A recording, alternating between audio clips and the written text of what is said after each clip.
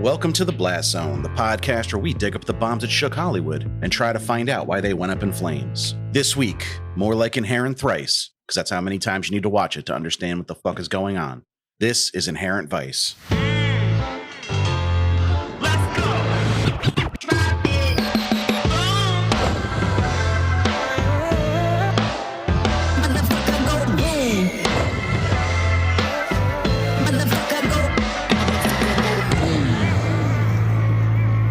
Welcome to the Blast Zone. Welcome to the Blast Zone. We are not a podcast about bad movies. We are a podcast about movies that did badly. That's right. I am Jon Drake, in-house film critic of my Letterboxd account. And I'm Ian Dukes. I'm a person with thoughts and feelings, and some of them are about movies. Movies like Inherent Vice, which we'll be talking about today. But before we get into that, Ian, how are you doing this week? Well, last week I mentioned that my left eye was inflamed, and since that time it got worse. Oh, no. I woke up the other day, it was all swelled up. I was like, I can't see nothing. Cut me, Mick, cut me. And he was like, no, Rock, you don't want to do that. So I waited it out. Instead of cutting it, I put some warm compresses on it, and that helped, and it's gotten better. If they give me a rematch, I could probably beat Apollo at this point. Well, yeah. I mean, that's kind of how it goes. That's the order of operations, I believe. Yeah. Eye stuff is just, I hate it. It's spooky, yeah. Yeah, I don't like it. I didn't really have this happen to me before. I've gotten like styes before, and they're just super uncomfortable, and I can't stop messing with anything that's bothering my eyes. If I have like a hair in there or something, I can't stop messing with it. So I try just to stay inside, avoid any irritants. That's the safe route. Stay in a fetal position at all times. That's the way through life.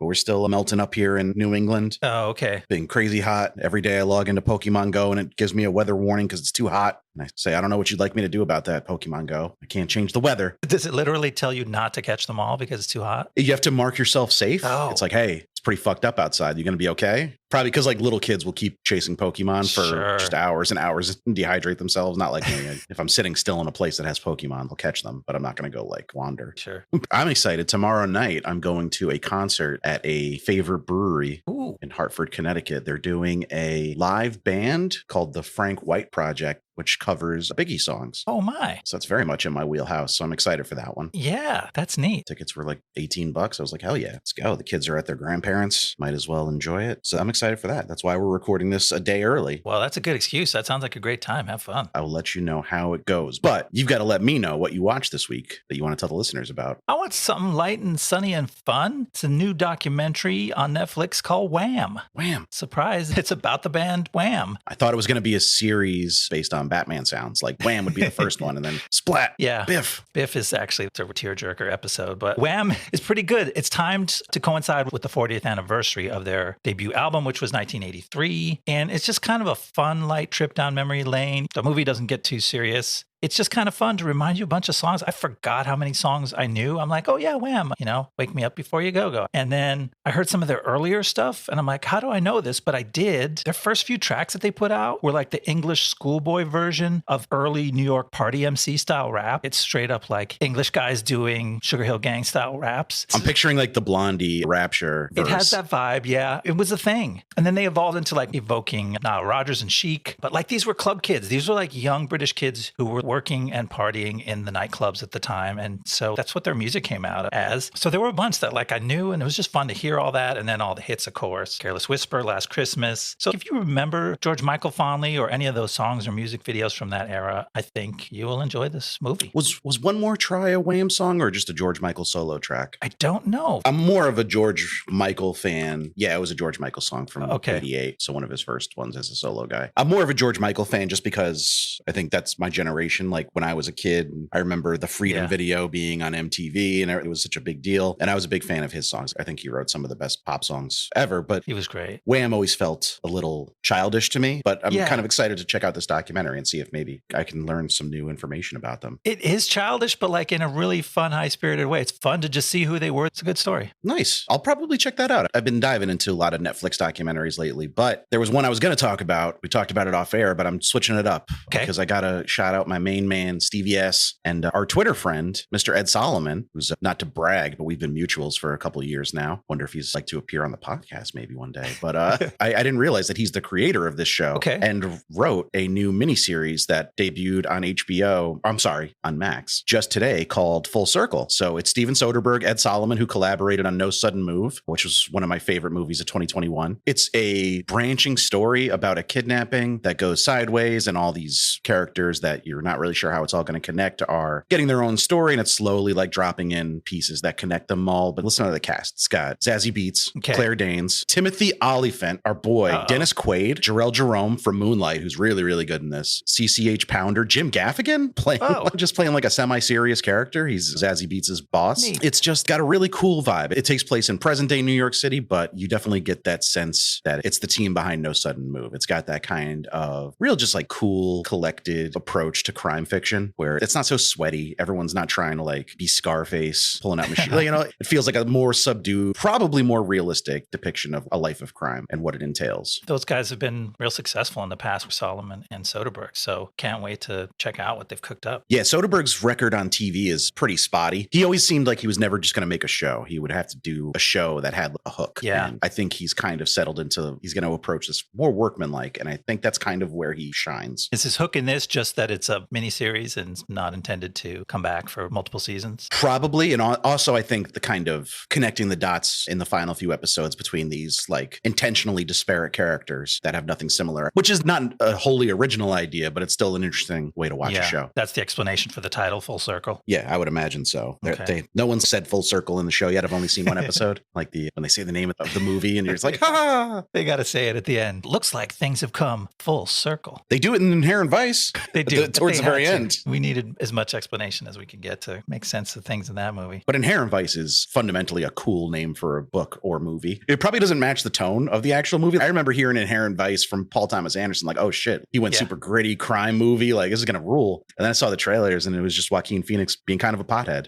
What was your memory of this movie when it came out? I was trying to think. I don't think I really heard about it when it first came out. I tried it probably at your recommendation because we've discussed our mutual appreciation of noir and neo-noir stuff. And I think maybe you brought it up to me and I tried it like a year and a half ago. Oh, and that was also when Licorice Pizza was coming out. So I'm like, what other PTA haven't I seen? And I wanted to get into it and I tried, man, and I gave up the first time. At that point, I gave up about an hour into the movie, which I discovered this time when I went back to restart it and discovered exactly where I left off. This time I persevered and I was rewarded, and we'll talk about it more, but it took its time for me to appreciate it. But by the end of the movie, I really liked it. I think this movie definitely has like a fulcrum where it shifts for people to where they kind of get it. Yeah. And it might be different for everybody, but I wonder if you turned it off the first time just before. Maybe, but it's long too. I think this time I started really loving it about 90 minutes in, so I would have had to go another half hour. I think for me, it was the Martin Short scene the first time you meet him when I was like, okay, I'm kind of seeing what they're trying to do here the first time. And then the second time, it was just a very enjoyable watch because now you're less concerned about working out all the machinations and you can just take some scenes for their absurdist selves. It's so hard. And I watched it this time, especially because I was doing it for the pod. Not the best way to watch a movie, to pause it, take notes, write down what I know about this character so far so that I don't forget next time they come up on screen. It's a very clinical way to watch a movie. Kind of interrupts the flow. Probably not what Paul Thomas Anderson wanted us to do. A lot of people seem to quote him to say, you're not supposed to stop and get it. You're just supposed to let it wash over you. But that doesn't really work for me. I'm a very logical person. I want to connect the dots. And so I sweated it out, but eventually I connected them. So I would say that's not just for this movie. That's kind of a PTA hallmark. Okay. Just take it in. So I guess that begs the question, what's your mileage with PTA besides this movie? Do you have favorites of his? Do you typically enjoy his work? Yeah. You turned me on to Hard Eight not that long ago. And I was like, that was super cool. It's definitely, you can tell it's an early film, but it's straight up casino. It's in Reno, right? It's not Vegas, but it's it's like a little low rent version of the Vegas crime story. Yeah. Super cool. And then I rewatched Boogie Nights recently and I'm like, damn, that's just a really good movie. It just works so well in so many ways. It's very much like a Scorsese homage, I would say. He's doing a lot of Scorsese stuff in that one. Yeah, and he talks about that. Goodfellas being the inspiration he was aiming for. Yeah, I watched Licorice Pizza recently. I really dug that. I remember liking The Master, but being pretty confounded by that one. So that's definitely one that I think I would have to go back to. Yeah. And then, you know what I have to go back to is There Will Be Blood, because I recognized it as a really fine motion picture when I watched it. But the way it explored its themes was really pretty negative to me in the end. And I ended up not liking what the film seemed to have to say to me at that time. So interesting. Yeah. I don't think I've rewatched There Will Be Blood since probably like its initial Blu-ray release in 2008. So I would be interested in that as well. But unfortunately, that is one of only 2 PTA movies that we can't cover on the pod. Oh, wow. He's only had 2 movies that made any money, and they are There Will Be Blood and Boogie Nights. That makes sense. So how does he keep getting $30 million to make movies? Because he's PTA, and people know there's going to be awards buzz. it adds a certain level of prestige to your studio, I think, to fund a PTA movie and release it. I wonder if this one, if Inherent Vice wasn't maybe his most dangerous one in terms of knocking himself out of a situation where it became favorable to give him money for pictures. And they say that he's struggled to get his pictures off the ground. He was working on this and The Master at the same time. And that was after his huge success with There Will Be Blood. So I think The Master is still his most expensive movie. Okay. Was it 35 million he spent on that? 32. So his movies tend to be within like the 15 to 30 million budget range. And I think some studios, maybe before, probably not so much now, but they were willing to kind of take the hit to have that in their catalog. That one I think got more Oscar recognition. This one got a couple noms. It got screenplay and costume nominations, but that's kind of thin. If you're like, we're going to lose 10, 20 million on the next PTA, we better get a Best Actor or a Best Picture nom in there somewhere. All right. Did you want me to get into the making of this movie a little bit? Yeah. Let's hear how this thing happened.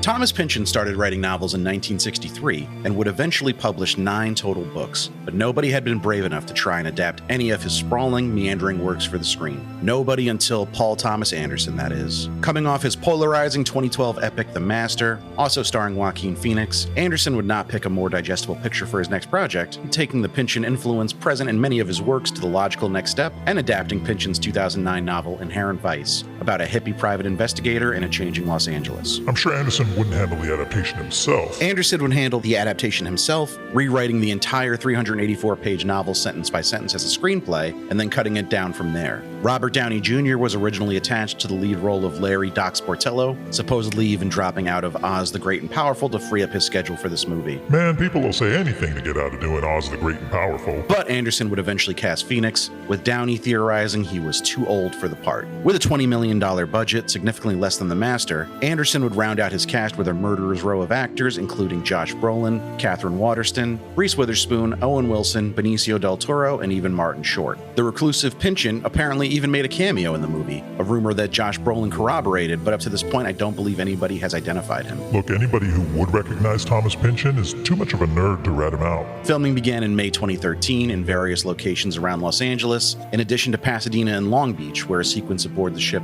American Pride was filmed. Premiering at the New York Film Festival in October 2014, the film would get an extremely limited release on December 12, 2014, playing at only 5 theaters for a number of weeks for awards consideration, before expanding to just about 700 theaters in January of 2015. Reviews for the film were a little more muted than many of Anderson's other projects, with some critics expressing frustration at the lackadaisical pacing and confusing plot, but most critics still enjoyed it and praised the performances in particular. Yeah, I like how there were people in it. Eventually just making $14.7 million in theaters for a loss of around $10 million, the film has only gone up in estimation since its release, as it's the kind of movie which greatly rewards repeat viewings.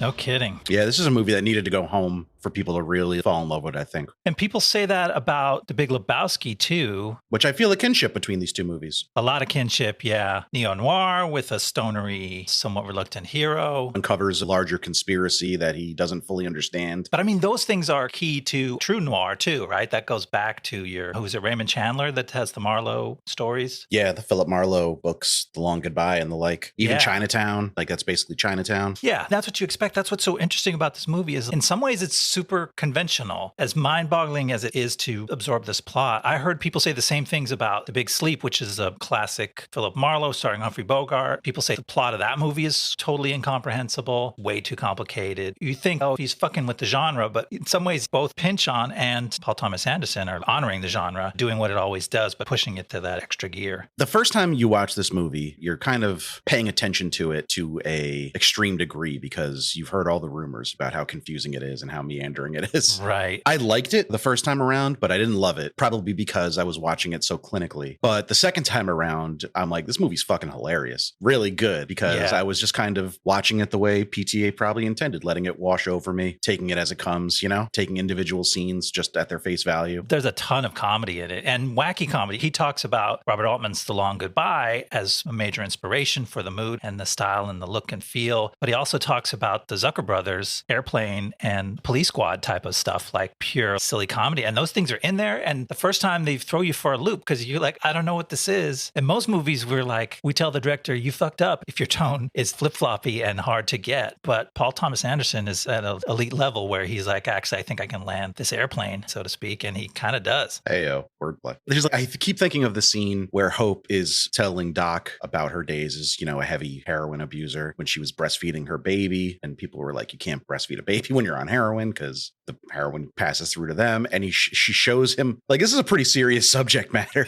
Yes. of drug addicted babies. And she shows Doc a picture of the baby and he looks at it and just screams at the top of his lungs for a second and then stops like abruptly. And then composes himself and doesn't comment on it. And we never see the picture. Like, that's like a very Zucker Brothers moment to me. It totally is. It's super silly and it throws you for a loop too, because you know she's funny, she's being weird, but she's also disturbing. Like you said, yeah, she's talking about some nasty addiction stuff. And that's why you cast Jenna Malone in that part, because she's got like a real weird vibe just as a person. She does. It fits the character very well. He's always casted extraordinarily well. And I think this movie is no exception. Like, everybody is perfect for their role. Really good. Like you said, Robert Downey Jr. has the kind of jaded attitude that would have really been neat to see Doc Sportello, but Joaquin's version of it it's great. I think if you want this movie with Downey, you're not too far off if you just go watch Kiss Kiss Bang Bang again. Yeah, exactly. That's kind of probably why you would think of him in the first place, is like you've seen him do something like that. There's always a reason to watch Kiss Kiss Bang Bang again. Although I think The Nice Guys has taken over as my favorite Shane Black movie. I definitely come down on The Nice Guys side. Kiss Kiss Bang Bang has some neat stuff in it and some things that I don't handle all that well. I'm on The Nice Guys side. You've always been on The Nice Guys side, Ian, even before that was a movie. And I don't mean nice guys in the disparaging way. Like, no, that's sweet. I appreciate that. But talking about first impressions, one of my first thoughts that I wrote down when I turned the movie on was like, damn, this movie is so dense with information. It hurts my brain. And you definitely better not try being high when you watch this movie. And then later... challenge accepted. And then later I was like, oh, wait a minute. You are high when watching it. That's part of what he's doing, is conveying the world through Doc Sportello's eyes. And he's always high. So like... They're hazy.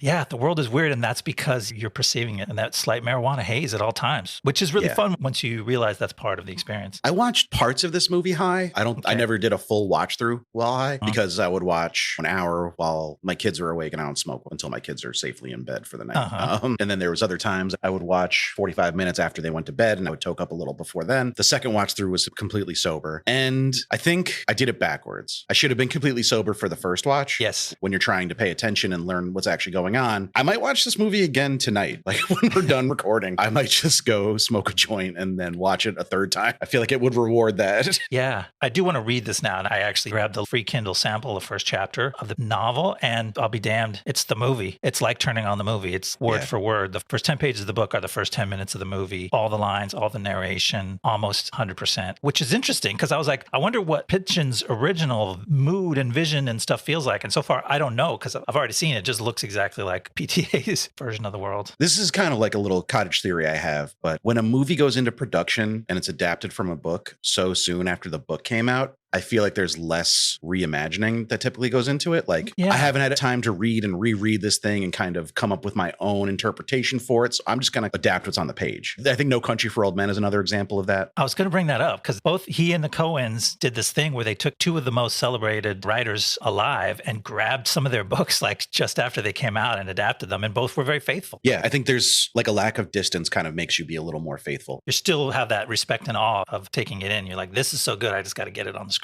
Yeah. It totally makes sense. Do you want to start walking through the story so we can pick apart the many machinations of Doc Sportello? So many. Yeah, we better get started.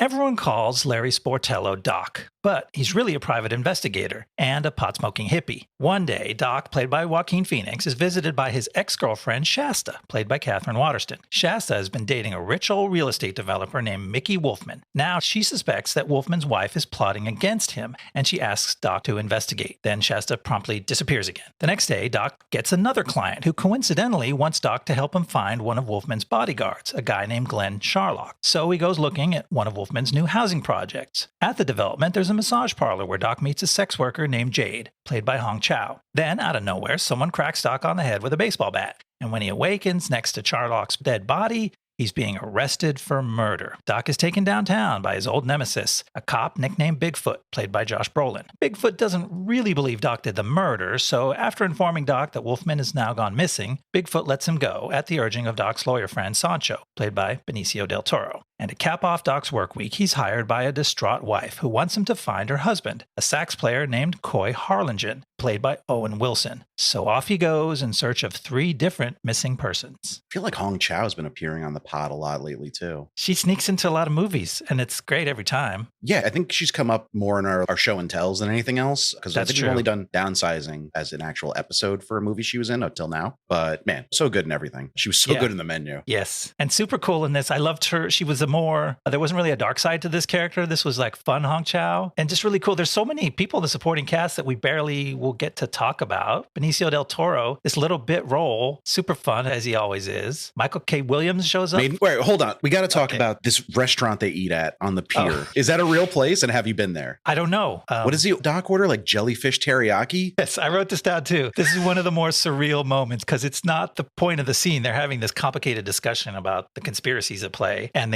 in the meantime, the waitress is like, you should put in an order. And they're like, okay. And Doc orders jellyfish teriyaki croquettes. Yes. And eel trovatore. Because Sancho gets some kind of like relatively obscure fish, just like beer battered and fried. Yes. And she replies, that's your stomach.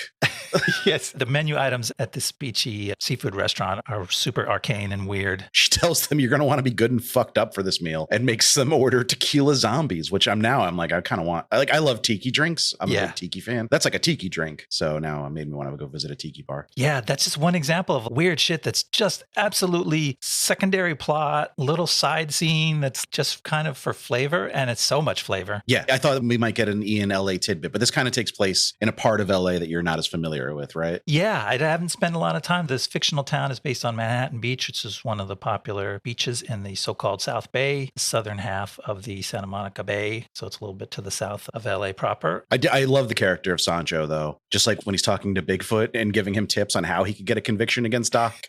And he's Doc's lawyer, but then he keeps repeating, my clients pay me. My clients pay me, Doc. Yeah. Just a great Benicio. Like he's so reliable. He's so reliable. And you would think, if you didn't know this was based on a novel, you would think it was a character written for Benicio. It's just like a perfect Benicio thing. I guess maybe because we think of him as the friend in Fear and Loathing. Oh, yeah. Whatever his fucking name was. The crazy lawyer in that movie. So we got Benicio, Hong Chau, Reese Witherspoon in a pretty small part. I guess she filmed it all in 4 days. Oh, okay. She was originally going to play the Amy Adams role in The Master as well. So like Joaquin and Reese, there's some lore there because they played June and Johnny Cash. Walk the Line was obviously a big deal, and those two are the linchpins of that movie. So seeing them reunite here for some scenes was pretty fun, and they obviously have good chemistry. Yeah, a lot of this movie is about hippie culture clashing with straight-laced culture, whatever they call it, different names, Flatlander culture and stuff. And so there are jokes about how, their relationship, she's a straight-laced deputy DA and he's a barefoot hippie PI. And the same thing happens with Shasta, the ex-girlfriend. She turns up, she was always the barefoot hippie, and now she's dressed up like a Flatlander. And that's part of the themes of this movie is how those two things go together or don't. Yeah, Katherine Waterston playing kind of a femme fatale, which is not something I would have expected her to handle so well because she's in like everything. But I know her most from Logan Lucky, and she's like very homey there, like very wholesome. She's playing like a mobile blood draw nurse with, I'm sorry to say it, she's a very beautiful woman, but a super unfortunate haircut. Oh, okay. Maybe I could put a picture of it in the show notes or something. Okay. She's basically got like the Lloyd Christmas from Dumb and Dumber. Oh, so I have to see this.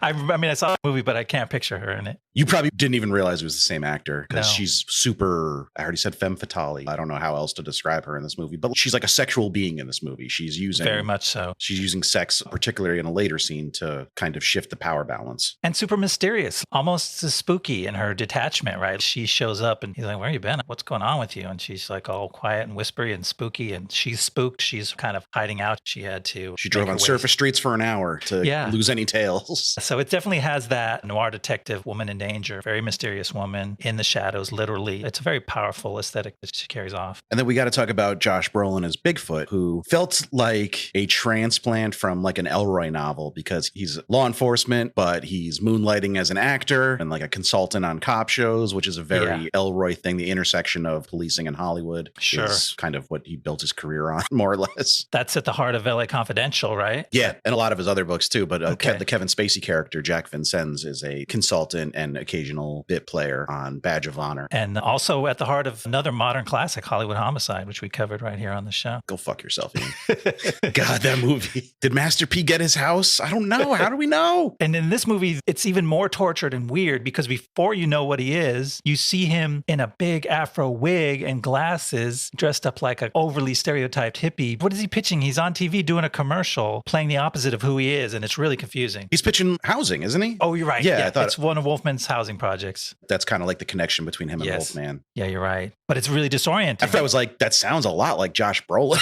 Then I was like, oh shit, it is. We get it eventually. Oh, he's actually an actor and a cop, but it comes so early and it's so strange. And it also has one of the surreal notes where the movie bends its way slightly out of reality a few times in the movie. And one of them is in that moment where at the end of the commercial, he seems to be speaking directly to Doc, although maybe he's just using the expression like, what's up, Doc? No, I think Doc was stoned out of his gourd. Not everything in this movie is real, though. Yeah. People go, oh, you're not supposed to be able to resolve the plot. And I think you are. I think that actually 99% of the dots link up, but there are a few things that are literally supernatural or surreal that are either drug induced or that are just part of the surrealism of what's going on in Doc's mind. Yeah, totally. And we'll try to call them out as they come up. Yeah. While we were going over the cast, we also got to mention Michael K. Williams has one scene, and man, what a loss. Yeah. It was to lose Michael K. Williams. He's so fucking good. The real loss is just imagine all the other things he could still be doing today, but we're glad we had his little appearance in this. I'm always shocked he never crossed over into Justified Land, but you know who did? Ooh. Michael Wolfman. Oh. Eric Roberts himself is our Justified crossover of the week. Justified crossover of the week. Yikes. Suck on that. We don't actually see him till the end, do we? We don't know it's Eric Roberts. Until they go to the cult rehab center or whatever it is. Now I'm remembering in my early confusion about this movie, I'm like, wait a minute, is Bigfoot actually Wolfman? Is that like a secret identity? And That would kind of be a fun little twist to throw at us. there was no Mickey Wolfman, but then it doesn't really play out because then you meet his wife. There's like all kinds of people who actually know Mickey Wolfman and the cop Bigfoot, so it wouldn't make sense for him to be living a dual life. Anyway. That's like one of the harebrained twists I come up with when I'm watching a movie high for the first time. I'm like, Yeah. what if Bigfoot is actually just Sasquatch in disguise as a cop? Who knows? It could be. He's so weird though. And you don't get, I want to just come back to Bigfoot for a second. I'm a big Brolin fan. He's super good in this and you don't even realize how important he is because he starts out, seems like a foil to Doc and like a character who's going to pop in and out. And as the story evolves, it becomes clear just how much a bigger part of each other's lives they are and have been and how much of the movie turns on him. And then by the end, you realize it's almost like a buddy movie about the two of them, but only in little slices. And it's really cool. I really like that character and the way it works in the story. You could tell they like each other, but maybe don't trust each other fully. And Yeah. it gives them kind of a fun dynamic that becomes, like kind of the main relationship of the movie. Because what you think is the main story ends, at least the way we diagrammed it here, as we'll get to in the second act. The main stuff ends. The femme fatale comes home at the end of Act 2, and the big missing guy, Mickey Wolfman, shows back up. And it's kind of anticlimactic if you thought that was going to be the big mystery of the movie. And then it continues, and it's about the mystery that Bigfoot has set in motion. Which, if you're not really paying attention, all the hints about the end of the movie and the Adrian Prussia connection are like easy to miss. Yeah. It's an interesting way to structure a film. You could almost say it's a 2-act movie instead of a 3. It has that depth, I guess, that comes from what you can do in a novel that you usually wouldn't try to do in a film, which is have one whole set of stories wrap up and then go, but we're not done. There's a whole other thing going on here. But he makes it work. Yeah, all right. Should I walk us through the middle section? Yeah, let's hear about what happens next. All right.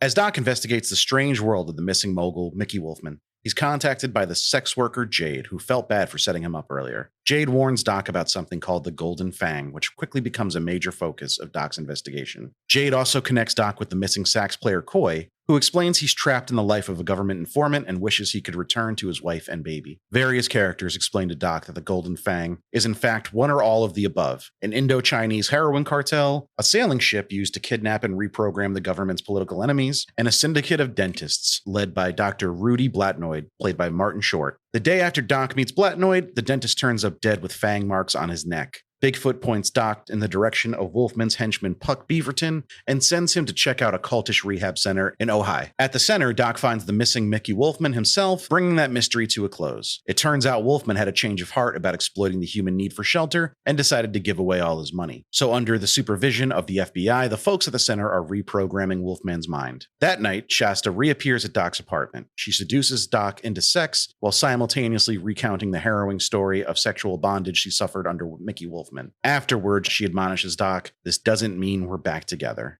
Wow. As Act 2s usually are, there's no shortage of stuff happening. All the plot pieces are moving here. Yeah. And the Golden Fang, talk about the weird structure of the movie. The Golden Fang, I made a note, 45 minutes in, you first hear them say Golden Fang, and then it becomes kind of the center of the movie. I love that it might be a syndicate of dentists, which is one of my favorite phrases.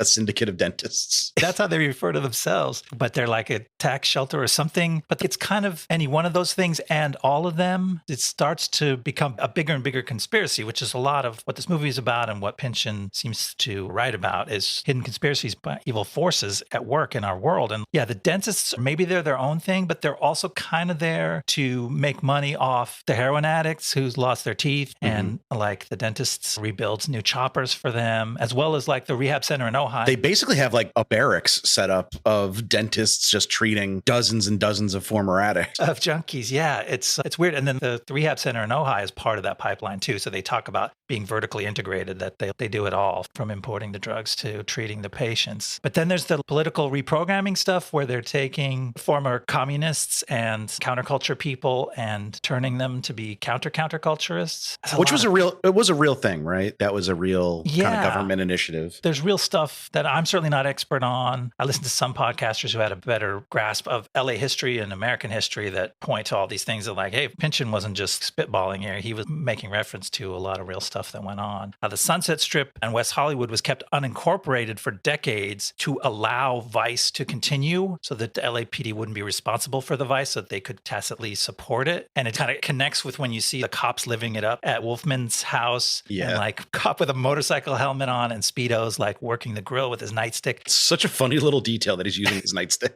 Yeah, it's great. You go, this is just weird bullshit. And then you go, oh, but I get what he's pointing to in real life. Right. We want to talk about Coy Harlingen, played by Owen Wilson. Yeah, fun seeing Wilson pop up in like a semi-serious role because I feel like it's been a while since he's acted and not just been Owen Wilson. Yeah. And he's got to show some like emotions that Owen Wilson probably wasn't himself feeling at the time, like regret and fear. This is a character who's in this fucked position. He hates it. He's scared. He misses his wife and kid. And also one of the hardest to penetrate. He suddenly shows up, takes Doc like 2 seconds to find him. Like his wife's like, he's missing. Can you find him? And then for no reason, Hong Chau's character's like, come to this foggy wharf and he'll just be there. Okay, that was easy. But figuring out what they're saying to each other, because the movie's so stylized at that point, the fog rolls in, they're whispering to each other. Yeah, you don't even get the benefits of lip reading because the fog is too thick. They're in silhouette, in fog, whispering to each other for like 7 minutes of dialogue. And it's so dense with information. It's kind of insane. But that's what's funny about it now that you know, but it's pretty challenging the first time. I'll be honest, like I didn't rewind and try to better digest. I was just like, okay, yeah. If he wanted me to really understand this part, he would have made it more intelligible. Yeah, no, he's fucking with you for real. But I think Wilson is good in this. I think he sells the character's desperation and loneliness and sadness at being separated from his family. I like that role for him. I'd like to see him do more of this stuff. Although I guess when he collabs with his old pal Wes Anderson, he does actually act. Yeah. But those moments are few and far between. You can't just act in Wes Anderson movies. You're not Adrian Brody. You got to do other stuff too. How many of us are? There's only one. Yeah, the visit to Wolfman's house I thought was a really fun scene. And we got to see Doc kind of be good at his job, which I feel like is important too. Yes. He's not just a fuck up. Even though he's a hippie, he still is capable. I like that a lot. That's part of what makes the movie really work for me. And we've talked about this last week on Lone Ranger. That hero sucked. And it was just frustrating to follow him around because he never became competent. Doc has plenty of foibles and weaknesses, but he's a good PI. Man, he comes up with a kick-ass cover story and just schmoozes his way into place constantly throughout the movie. It's really cool. He can turn it on when he needs to. That's what you want. Go back and listen to the Lone Ranger episode if you haven't. You can hear the flip side of this argument that when everything your hero successfully does is like he trips and kills the main bad guy or whatever. Right. It gets really old really fast. Like you want to feel like there's some intentionality to your main character's actions. Yeah, and it's just fun to see because this is a private eye mystery, right? So most of the scenes are just he goes and meets a new person and he's playing a new character and he's extracting information from them and the character's weird and he's doing a character. And that's the joy of any mystery like this. And it's very joyful in this movie where Doc puts puts on some good acts. And he kind of can ingratiate himself into all cultures, it seems. Yeah. He deals with, what was Tariq's gang in prison called? Like the Black Gorilla family? Something like that, yeah. He gets along great with him, and then he's interacting with neo-Nazis later. Yeah. I don't know if the woman who takes the laughing gas is a neo-Nazi herself, but she's certainly accompanied by them. Right. And they hit it off. Did you recognize that actress, by the way? Well, I read who it was. Yeah. Let's see. Adult star. Retired, but PTA is always casting interesting folks. Yeah. And she was good. She was totally good. He found this really interesting comedian to play the dentist. I think his name was Martin Short. I think this guy's got talent. Weird seeing Martin Short in this movie. Like, he's another one kind of like Owen Wilson. Not that I think he plays himself, but just strange to see him in a PTA movie, and he nails it. Yeah, he's really good. He's so sleazy, and I hate him, but he's good. Yes, because what's lovely about him is we all know that he can do over-the-top comedy, but the first few interactions he has, he's using his serious acting chops. Like, he's not fucking around at first, and I was like, whoa. And it's another one of those great little tete-a-tetes between Doc and this dentist that he met, and it's just really powerful. I'm like, damn,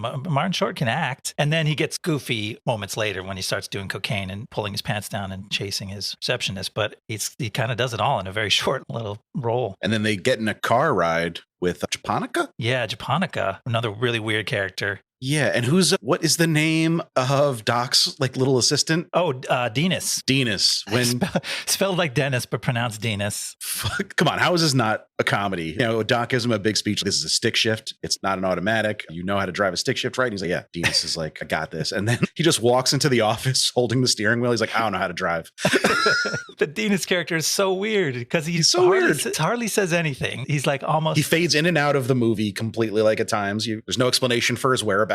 He plays kind of a recognizable role as like the junior sidekick to the PI who like drives his car or helps him with stuff. And he's a charismatic actor, and he hardly has 5 lines in the movie, but one of them is that when he crashes the car and he crashes it looking for a pizza. Doc goes inside. He's like, I think I'm going to try to find some pizza. And pizza is one of the recurring themes of this movie. As much as like conspiracy theories and the end of the hippie era are major themes of this movie, I found that pizza keeps popping up. Did you notice that? And then PTA would, of course, go on to make licorice pizza. But oh, that's right. What do you think that the pizzas signify? It's such a stupid question, but I really feel like we have to discuss it because pizza is a driving force. Pynchon and PTA might not be saying anything more complex than just hippies love pizza. Am I right? Like, everyone loves pizza. It could just be that. But like, it happens early on. They go to a pizza parlor. Penny seduces Doc by offering to bring him a pizza. Dinas crashes the car while looking for a pizza. There's a big meeting with Coy where the whole hippie party house is making pizza together, and it results in a Last Supper tableau. There's just pizza all over this dang movie. Maybe PTA just loves pizza. And you know what? I feel a kinship with him if that's the case. Because pizza fucking rules. Throw more pizza in your movie if you want to get your viewers hooked. Do you want Blast Zone to talk about it in a complimentary fashion? It works. Okay. And then, so that's one big comedic moment. Yeah. Is Dinas and the whole Blatnoid car ride. But then we move on to maybe the other most overtly comedic scene in the movie, which is Doc and Bigfoot having pancakes. Yeah. Which is just out of nowhere. Malto pankaku? Pankaki? Panokaku, something like that. Panakaku. Doc and Bigfoot have several sit downs in this movie. This is the funniest until the end. This is one of the funniest. We'll have to put it up with the final scene. But it's in this Japanese restaurant, and in the middle of laying out his theories and things that he wants Doc to go chase down, he just starts yelling at the Japanese chef behind the counter in very poor Japanese, but it's so funny. And the chef is humoring him, like he's responding in kind. But what does he say? The pancakes aren't as good as my mom's, but what I come here for is the respect. Just amazing lines and delivered so beautifully by Brolin. Have you ever had Japanese pancakes? No. They're fucking amazing. Okay. They're so fluffy. I don't know what they do, but they're like that thick, but like there's no density to them at all. It's like eating delicious air. See, I didn't even have that context. I didn't know that was like a thing. I didn't get a good enough shot of the pancakes to tell if they were like Japanese pancakes or just a Japanese guy making regular pancakes. Yeah. But Japanese pancakes are their own thing and they're amazing. That's cool. And then I guess we should talk about the big kind of the centerpiece of this section of the movie, and maybe centerpiece of the movie is the sex scene between Shasta and Doc. And we're talking about funny scenes. This scene's not funny. No. The scene is intense. Sex scenes in movies often just make me uncomfortable. I'm like, can we get through this? And it's trying to do that. It effectively did make me uncomfortable, but on purpose. Katherine Waterston is amazing in this. She gives like a 6-minute monologue. The camera's just on her. I ended up loving it. I ended up going, that was just art. PTA and Katherine Waterston just did a 6-minute monologue sex scene that was just incredibly artful. And correct me if I'm wrong, there's no cuts either, right? Yeah, no, I think this is one of those PTA long takes, which he's sometimes known for. Starting back in Boogie Nights. Yeah, this is the drama version version of cringe comedy. It's like cringe drama. Like, you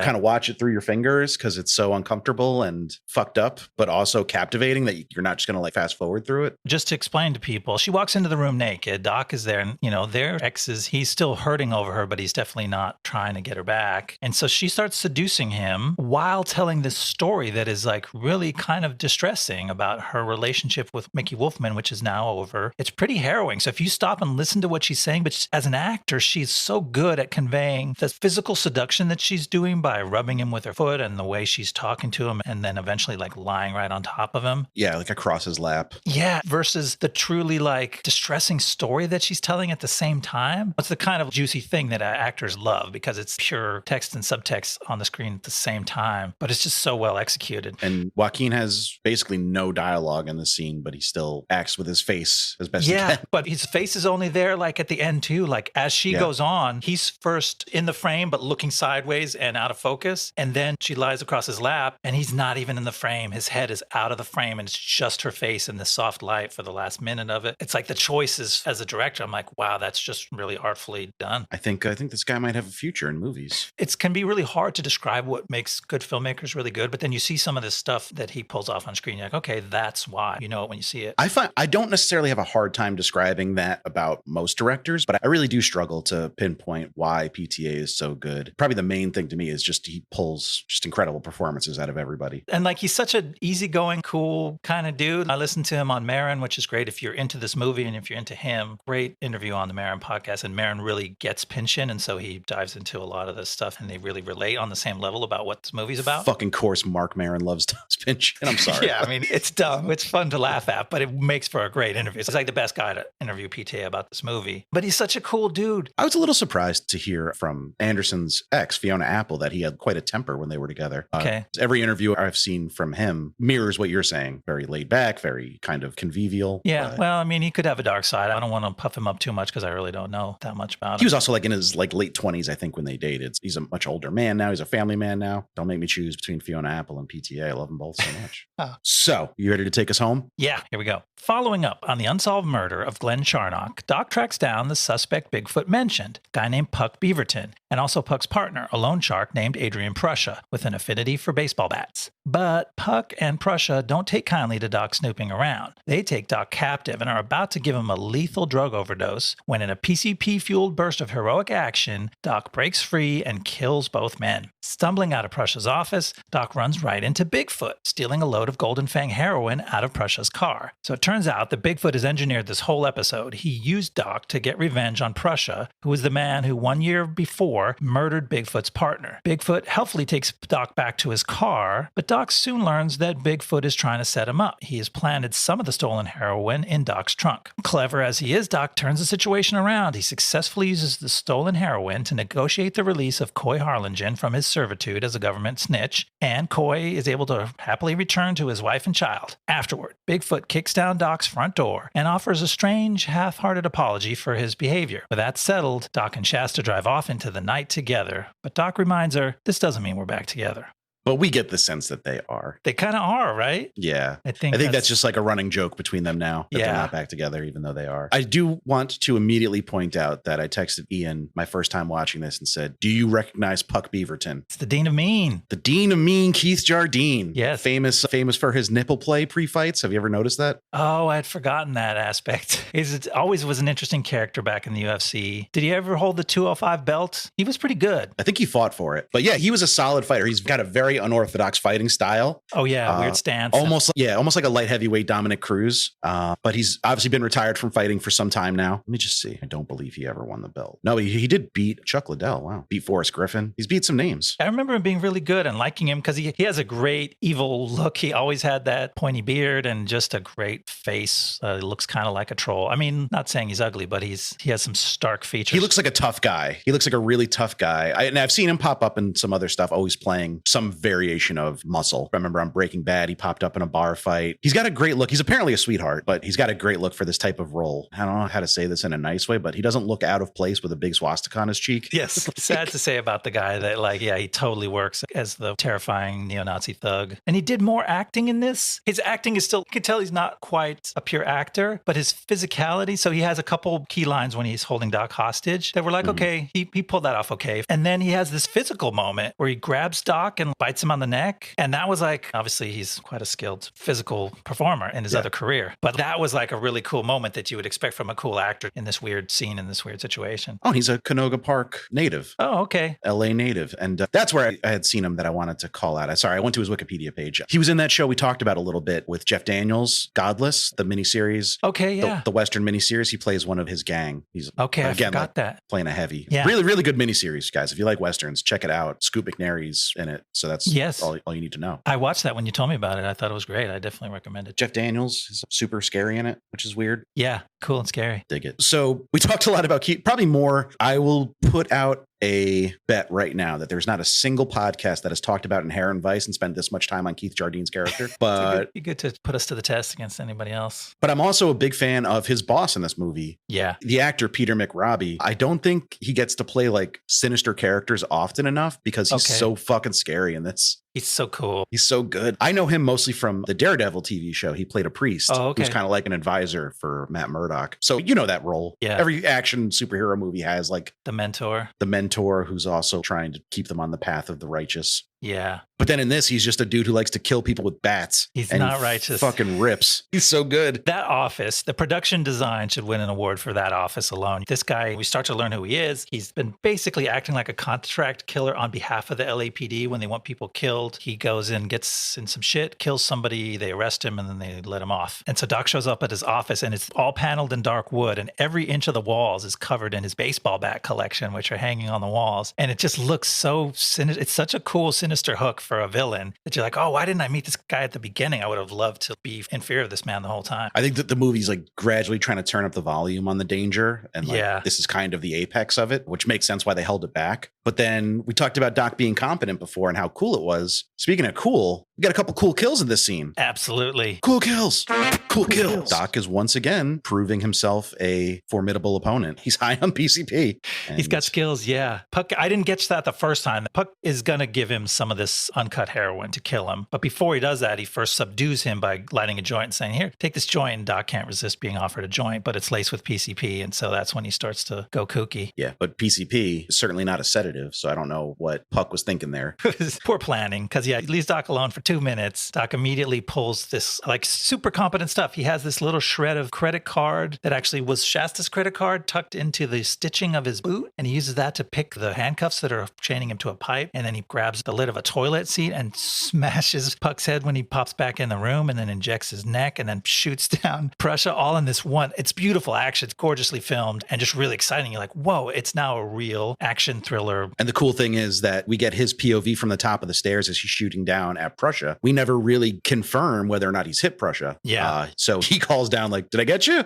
And then he goes down the stairs cautiously, and then we see him lying there mortally wounded. It's the most tense action in the movie. It's the only thing that's that furious and scary. And then the way he breaks it with that punchline that's both like really real and really funny. It's awesome. Just a super well done sequence. And that's basically the main plot of the movie. Yeah. He's still in jeopardy for a minute, and he uses that, because we learn all this about Bigfoot. Whoa, this whole thing was about him avenging his partner, and now we're taking care of that, but oops, he's still in jeopardy. He's got these big bushels of heroin in his trunk, and he uses that to solve the other plot that was left hanging, which was Coy's plot, which was a surprisingly heartwarming part of the ending of this movie. I think him and Shasta, and also even his reconciliation with Bigfoot at the end, are also kind of hard. Like, the movie kind of wraps up every plot line in a more optimistic way than you might have expected. That's true. That's very fair. But yeah, for sure, that one is just a straight up feel good moment when Coy gets to go home to his bizarre wife and terrifying baby, apparently. Oh no, the baby's very cute now. The baby has filled in a little bit after her. She's a toddler now. She's okay. She kicked the habit. But yeah, he becomes a pure do-gooder, right? He negotiates with this lawyer who he only has leverage with because he previously saved that guy's daughter, who was Japonica, who we met earlier. He had previously saved her another time that she was run away or abducted or something. So he has some brownie points. He uses them to negotiate Coy's release, Reese, which he like takes no money for this heroin and just says, I just want to see this guy happy that I just met in a foggy alley. He probably could have got his release and 50 grand. They make a joke about that too. And he's like, it's too late to ask for money. Yeah. I expected something sinister to happen because the movie's kind of sinister. And no, we just see him, he drops Coy off and they go in the living room and he hugs his family. So that was very sweet. More like Inherent Nice. Got him. Got him. And then we get the final piece of the Bigfoot puzzle. He kicks down Doc's door just for old time's sake, I guess, because he has no reason to have to kick through the door. He can just knock and Doc will answer for him. It's shocking and it's so absurd. You think the movie's winding down. Some weird shit happens in the scene. Did it feel like that was supposed to be reality? What we saw literally happen? You know what? It's hard to say what this movie's reality is. I don't think there's enough indication that this is all in Doc's head or anything. No. It could just be like a heightened version of what's really happening. Just like the volume turned a little bit up, maybe. It's kind of how I interpreted it. And we've seen Bigfoot be pretty weird, but he was also trying to maintain. He was at the LAPD headquarters playing his role as a straight-laced cop. But when he gets in his home turf, and we realized over the course of the movie that they actually grew up together, maybe high school rivals or something, like they've known each other a long time. And so he comes in, he faces down Doc in this aggressive way, but then he starts apologizing and he and Doc say the exact same thing to each other, coincidentally, in perfect sync. They go, about last night, I apologize for what happened, something like that in there. But it's ridiculous because it's in perfect sync. And then he goes, give me that. And he takes a hit of the weed. And then he takes Doc's whole tray of weed and just eats the whole tray. And I'm like, was that in the script or did they improvise that? Because it's pretty insane. That's not going to get you high either. No, it's not how it works. But he didn't want to get high. He was just like, it's this wonderful expression of just how frustrated Bigfoot is with how he grew up and who he's become, that he can't express himself. So he's kicking down doors and eating plates full of weed. Wild stuff. I was laughing, and it cuts to Doc for reaction shots and his eyes are just welling up with tears. And that made it even funnier. It was really a great scene. Joaquin is really funny. I think I underestimated his comedic chops because he has these kind of, they would be deadpan deliveries and reactions if he wasn't like such a fucking stoner. But they're like less deadpan because he's just got this look of like amusement on his face at all times and like befuddlement. He's just a hilarious physical actor in this. He does so much with just reactions. Yeah, he's having fun. Brolin's having fun. And one of the comments that everybody makes who was involved in this movie is like, most movies, directors are telling actors to go smaller.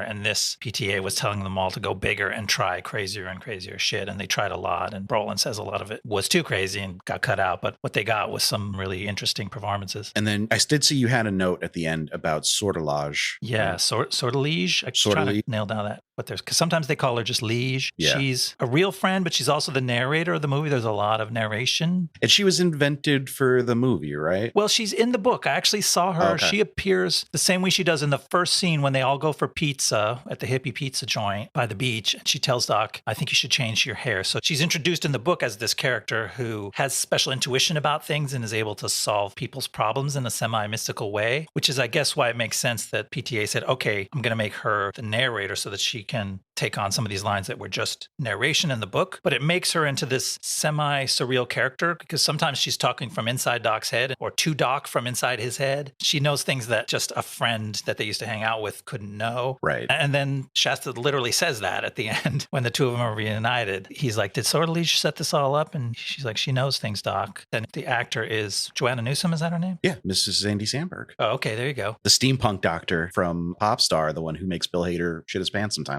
Did I shit my pants? Not this time. Yeah, I guess she's a singer and musician. More of a musician than an actor, but she is an actor as well. Yeah, she's cool in this. It's a cool part. It's part of the cool tapestry of this movie. She's just got good vibes. Yeah. And I think she kind of keeps the movie from getting too dark at times. Yeah. Should we go back and figure out what happened to the filmmakers? Yeah. So we mentioned PTA has only had 2 movies that have ever made any money. There Will Be Blood and Boogie Nights. So here's a list of the movies we could potentially cover on this podcast. Punch Drunk Love, The Master, which I'm almost guaranteeing that we're going to do The Master at some point. It's going to be tough, but we got to do it. Licorice Pizza. Those were outright bombs. Then Phantom Thread and Magnolia were, I would call them flops. They didn't make any money, but they didn't lose a ton either. All right. He has nothing in production right now. I tried to find out what his next movie is going to be. Oh. No info out there. Licorice Pizza was only 2021. He has taken long gaps between films before. Yeah, so that's not too long. It hasn't been that long since he was fully immersed in that. Yeah, so I'll keep following and sure, we'll talk about his career as some new stuff comes up. I look forward to hearing whenever that surfaces. Now let's talk about Joaquin. He's still the king of acting with a capital A. I don't mean that disparagingly, but he goes for it. He got his Best Actor Oscar for Joker. which a few years later is kind of insane. That's the movie he finally got his Best Actor Oscar for.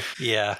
I don't think Joker's a bad movie, but I think there's people that like it too much and there's people that hate it too much. And I think it has more to do with what the movie represents to them than the actual content of it. That's very well put. But he's going to be in the sequel in 2024, Joker Folie à Deux with Lady Gaga, coming from another Todd Phillips joint. But he's also going to be in the upcoming Napoleon. I don't know how I feel about that. Have you seen some of that trailer stuff? Yeah, as our friend Ron said, for a Napoleon Dynamite prequel, they go back pretty far.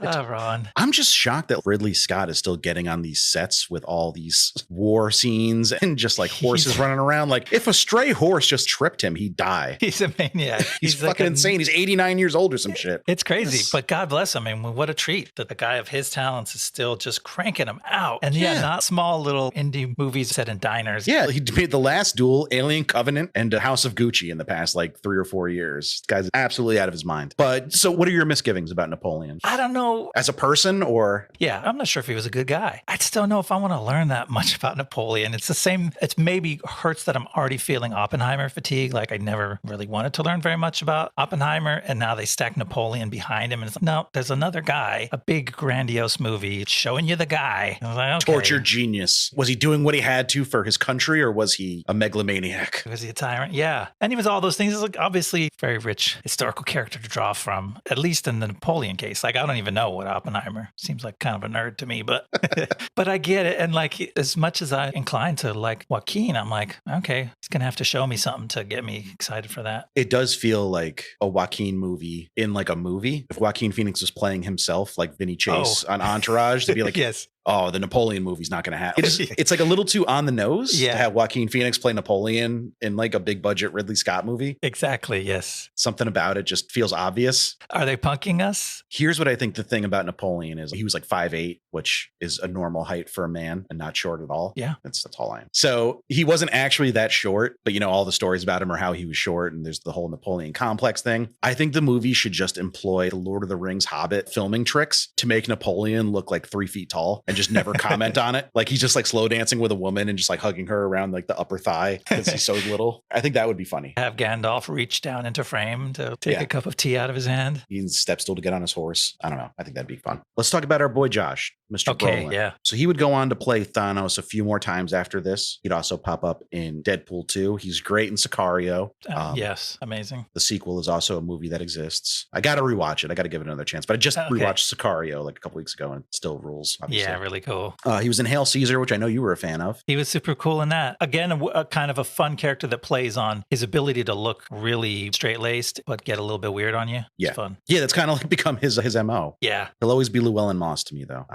Role of a lifetime. Pure badass. I love that guy. He was just like, he could have taken out like 99% of the people in the world. He had so much ingenuity. He just ran up against the one guy that was better. Yeah. No spoilers. And he was also in the very underrated Outer Range. And I haven't heard anything about Outer Range. Is it coming back? Oh, that's a good question. I We really both dug it. Yeah, it was pretty good stuff. That was neat. That had cool performances from him. Again, like starts out looking like a straight up family man rancher and it gets real weird and sci-fi on you. In a cool, almost like horror tinged way. I dug it. It reminded me a bit of that show I was talking about From. Yes. Share some themes with them. It's not as mysterious. They're a little more into answering questions on Outer Range, but I hope it comes back. I really dug it. Yeah. Katherine Waterston, let's give her flowers. She's in just about every movie. Please look up her haircut in Logan Lucky. I will. So you can see what I'm talking about. But she has 4 movies currently in some form of production. They are Black Flies, They Listen, The End We Start From, and Park Avenue. Okay. And you know what? I find her quite winning. I think I'm going to check some or all of them out at some point. She's very talented. I was really impressed by her because, like I said, most of what I've known her from, she's playing very wholesome, warm characters. And here she's got to be a little mysterious and a little almost sinister at times. Her character was really interesting. It has that haunted and haunting quality to it. And she pulled it off. All right. Well, that's Inherent Vice. I really liked it. Nice. What Me a too. shocker. I enjoyed a PTA movie. That's nice. That's inherently nice. Oh, boy. We've been doing some stinkers lately. Although The Lone Ranger still had some redeeming qualities. It did. We liked some things about it. We just were exhausted terribly by the other things. Yeah. So it was nice to kind of go with a almost universally recognized good movie. We haven't done one of those in a little while. And guess what? We're going to keep that good vibe going. Oh, cool. You know what we're doing next week? This is a classic. We're doing Office Space. Oh my gosh. Just like maybe the movie I first remember hearing the term underrated, cult classic, cult favorite. Because it came out when I was like like 12 maybe. And I must have watched this movie 100 times in my life. Big fan. Introduced the world to Stephen Root, Gary Cole. Yeah. So many good performances in this movie. Yeah, that's going to be super fun. I mean, it's fun to have a movie that we don't have to tell people what it is, but just to be able to celebrate something big. It's also going to be nice to talk about a movie that is fairly linear and also relatively short. I love everything in store for us. All right. Well, thank you guys so much for listening. Please remember to rate, review, subscribe to the pod. You can follow us on Twitter at BlastZonePod for now. We'll probably get on Threads at some point in the relatively near future. Keep an eye out for that, and we'll certainly talk about it on the pod. Yeah. You can send us an email, blastzonepod@gmail.com. Feedback, recommendations, movie suggestions, cool kills. Just let us know. Love a cool kill. And we'll see you next time in the Blast Zone. See you next time in the Blast Zone. The Blast Zone.